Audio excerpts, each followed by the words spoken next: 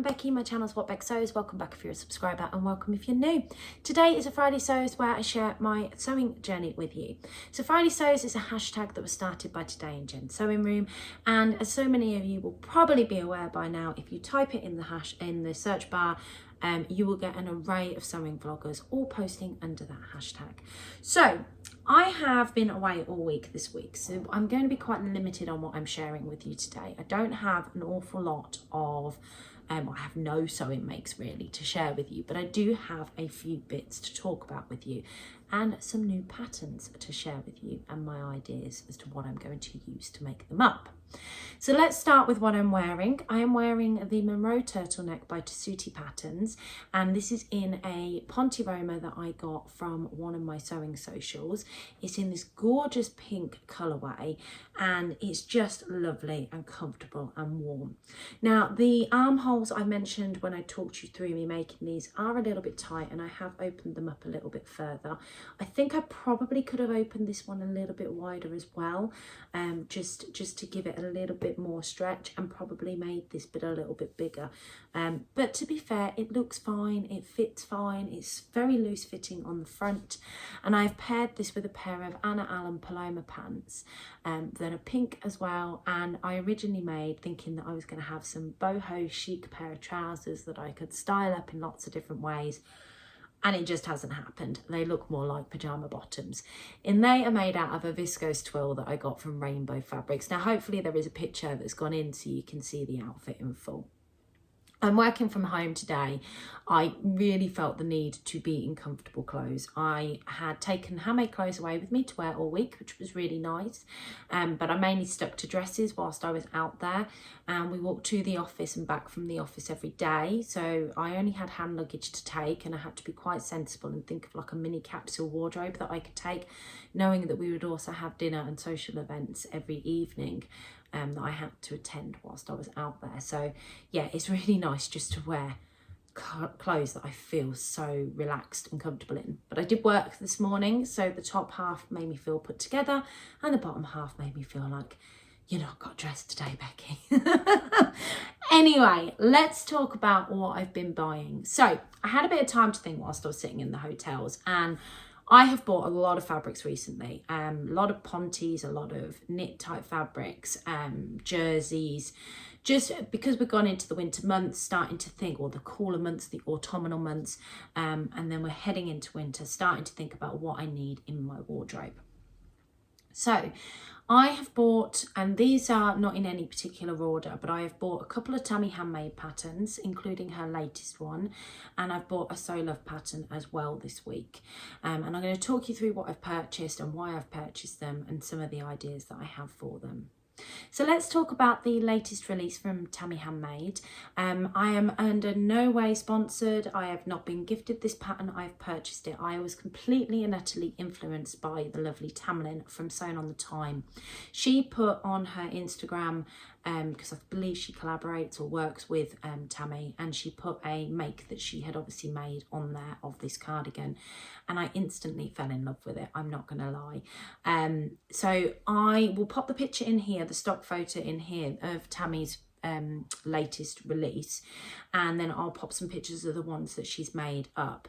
But essentially it's a dropped sleeve cardigan that could be made out of any sort of stretch fabric, so it would lend itself well to knits, to pontes, to cotton jersey. I believe the one that she's actually made it in is definitely a jersey, more drapier fabric, and you can see that from the way that the fabric drapes over her body.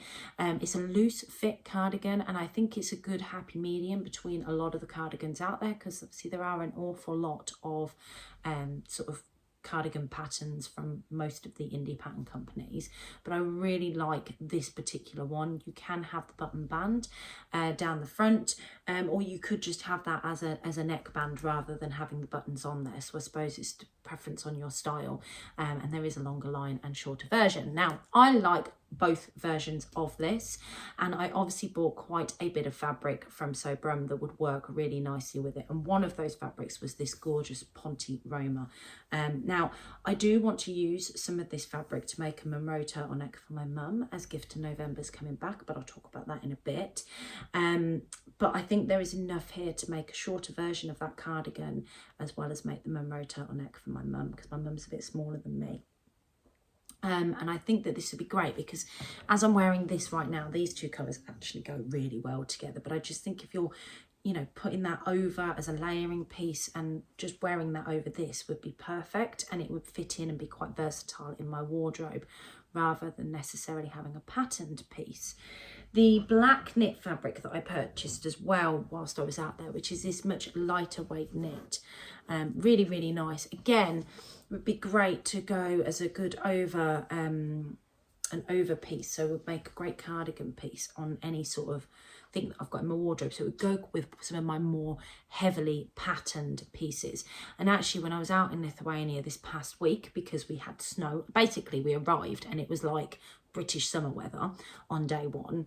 Day 2, it did nothing but rain.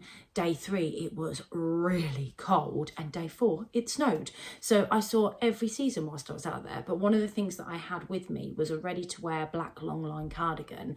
And I wore it over something near enough every single day that I was out there. It was a really good staple. So I'm thinking that this would be great to use as a cardigan, as much as there's part of me that wants to make a dress with it. I think that the Cara cardigan would work quite well. So I purchased that pattern. I'm really happy with that. I did think that this would also work for it. This is a, I think this is a Ponte sort of Roma fabric. I got this on the swaps table. This wasn't one that I purchased. It's definitely a pattern. So it's a Becky plain fabric in my eyes because it's that more neutral colour.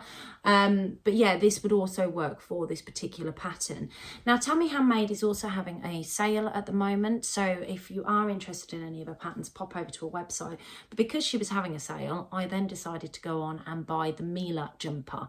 Now, the Mila jumper was again influenced by the lovely Ruan from the Yorkshire Sew Girl.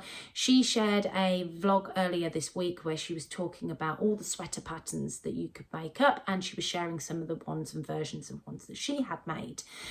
Ironically, Rowan, if you are watching this vlog, my colleague was sitting right next to me and he had to double take as I was watching you on the plane because I downloaded your vlog to keep me company on the plane. And he double took because he thought that it was me on the screen. So the fringe twinning is real. When my fringe is down, guys, I normally have a fringe and it's all pinned back today. But yeah, the fringe twinning is real. Anyway, I digress. Mila jumper, influenced by Ruan. Let's get on to that. So I purchased that in the sale as well, and I thought any of the fabrics that I have just shared with you would be perfect for that because it has these amazing dolman sleeves to it.